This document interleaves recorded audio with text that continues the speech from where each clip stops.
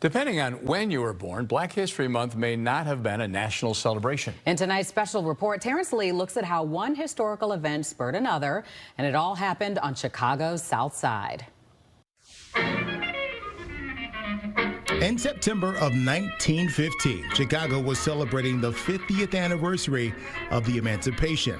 Carter G. Woodson was one of the many who flocked to the Windy City for the event. Carter G. Woodson was from Virginia. He actually was son of slaves, and he came to Chicago for his graduate education. So he got a master's from the University of Chicago. Bernard Turner is a cultural historian and the executive director of the Bronzeville Black Metropolis National Heritage Area Commission, an organization focused on highlighting Chicago's Black history.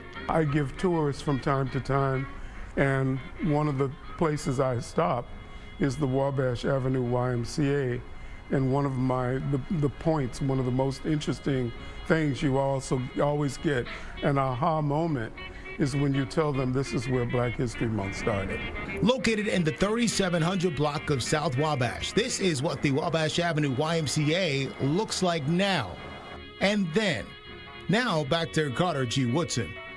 Well, while he was here in Chicago, he met with several people at the Wabash Avenue YMCA because he wanted to call attention to the fact that no history was being written for the contributions of African Americans. They couldn't go to otherwise in other neighborhoods because of restrictive covenants. At that meeting, Carter and the group decided to start the Association for the Study of Negro Life and History, which is now known by a different name.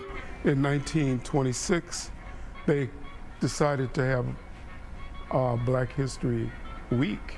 The Chicago Public Library system played a critical role helping this week-long celebration get up and running, thanks to a woman named Vivian G. Harsh. She was Chicago Public Library's first Black branch head within the system. She helped create the Special Negro Collection at George Cleveland Hall Branch. It was her collecting from around the country these various documents and working with scholars like Woodson. When Negro History Week began, many local schools and community groups depended on the Chicago Public Library for materials to share with their students. Harsh's collection is now known as the largest collection of African American history and literature in the Midwest, and it's housed at Chicago's Carter G. Woodson Library. They chose February for the original Negro History Week because that was the birth month of both Abraham Lincoln and Frederick Douglass. So sometimes we wonder, why is Black History Month in February? That's really why, for the tradition of celebrating those very important birthdays in Black history. Then 50 years later, in 1976, President Gerald Ford declared February Black History Month.